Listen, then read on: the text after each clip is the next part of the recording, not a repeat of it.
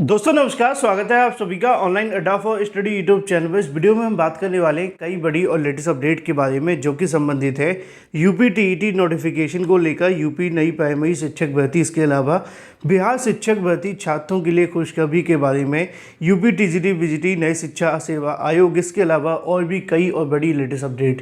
एक एक करके सारी अपडेट हम कवर करते हैं। चलिए दोस्तों वीडियो शुरू करते हैं।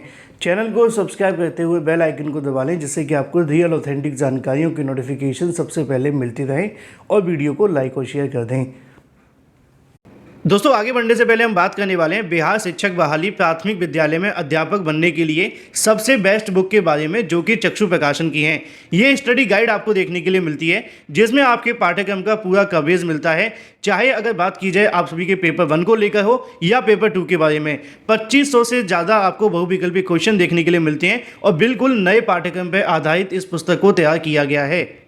क्योंकि इसका विज्ञापन जो निकाला गया है 26/2023 शिक्षा विभाग बिहार के माध्यम से, उसी के आधार पर पैटर्न को तैयार करके बनाया गया है, जैसा कि आप सभी अपनी स्क्रीन पर देख सकते हैं। इस बुक में आपको थ्योरी के साथ साथ मिलते हैं परीक्षा में आने वाले सभी महत्वपूर्ण क्वेश्चन, साथ ही साथ आप सभी को मिलती है सटीक उत्तरमाला, और सटीक उत्तरमाला के साथ आपको मिलता है व्याख्यात्मक हल भी। गाइड के साथ साथ चक्षु प्रकाशन का प्रैक्टिस सेट भी आता है, जिसके साथ आप सभी अपनी तैयारी को और भी मजबूत बना सकते हैं। इन दोनों के लिंक मैंने आपको वीडियो की डिस्क्रिप्शन में दे दिए हैं। आप चाहें तो अमेजोन या फ्लिपकार्ट से या फिर अपने नज़दीकी स्टोर से परचेज कर सकते हैं। लिंक वीडियो की डिस्क्रिप्शन में है।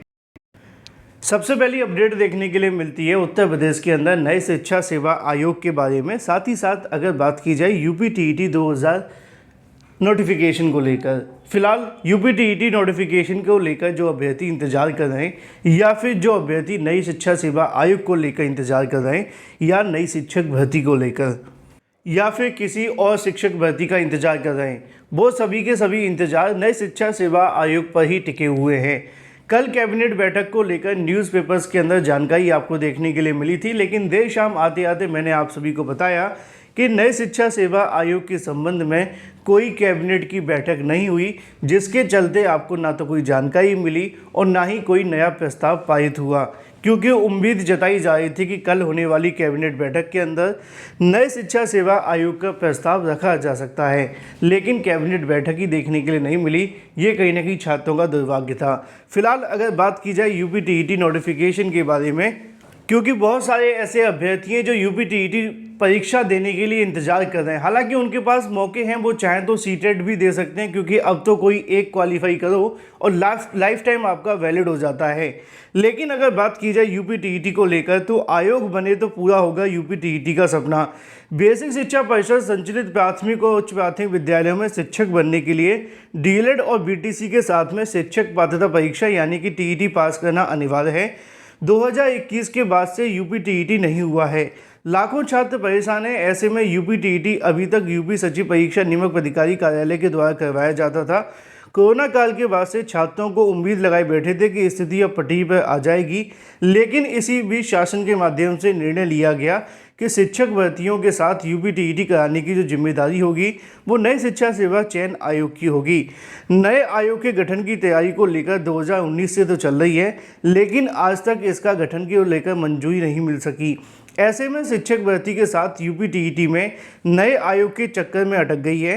प्रतियोगी छात्रों के माध्यम से कहना यह है कि प्रयागराज के अंदर हजारों की संख्या में टीईटी की तैयारी के लिए जुटे, किराए पर कमरा लेकर खर्च अपना उठा रहे हैं। ऐसे में ना तो यूपी टीईटी हो रहा है और ना ही नई शिक्षक भर्ती का विज्ञापन जारी हो रहा है। नीचे लिखा हुआ है कि प्राथमिक और उच्च प्राथमिक विद्यालयों में शिक्षक भर्ती के लिए आवश्यक यूपी टीईटी की तैयारी लगातार चल रही है, लेकिन अभी तक परीक्षा नहीं हो सकी है।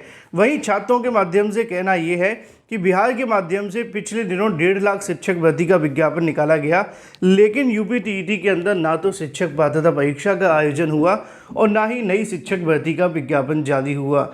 और लगातार अभ्यर्थियों के माध्यम से ट्विटर पर मांग भी की जा रही है कि नई शिक्षा सेवा आयोग का गठन किया जाए, और साथ ही साथ नई शिक्षक भर्ती को लेकर धरना प्रदर्शन और ट्विटर वार भी जारी हैं।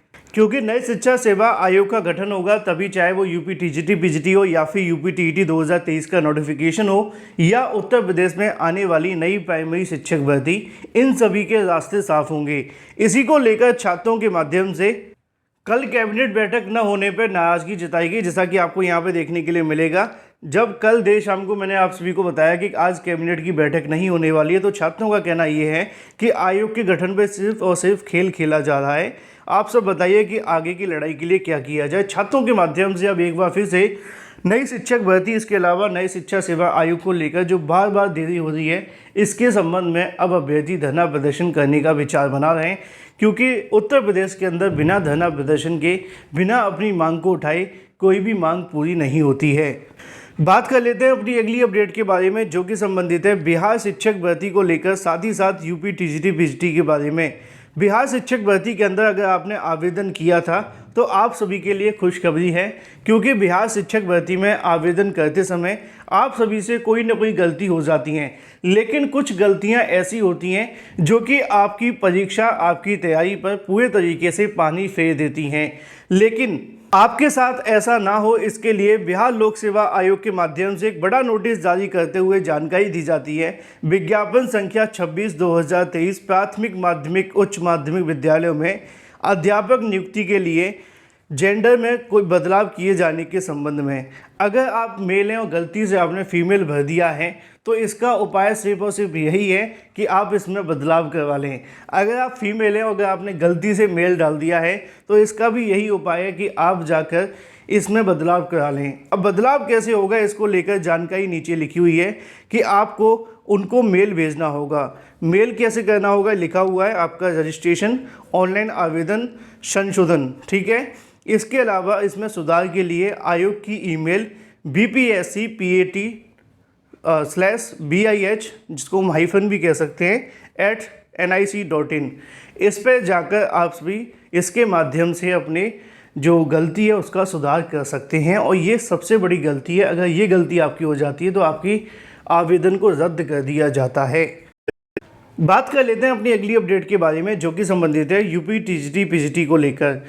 टीजीटी पीजीटी 2021 में अगर बात की जाए, सामाजिक विज्ञान विषय में चयनित अभ्यर्थियों के कार्यभार ग्रहण न कर पाने के कारण 153 जो पद खाली रह गए थे, प्रतीक्षा सूची के चयन की काउंसलिंग मंगलवार को शिक्षा निदेशालय पर देखने के लिए मिली। शिक्षा निदेशक प्रमोद कुमार ने बताया कि 355 अभ्यर्थियों काउंसलिंग के लिए बुलाया गया था, जिनमें से 212 अभ्यर्थी उपस्थित हुए। इनमें से 140 अभ्यर्थियों को कॉलेज आवंटन किया गया, 13 पद खाली रह गए।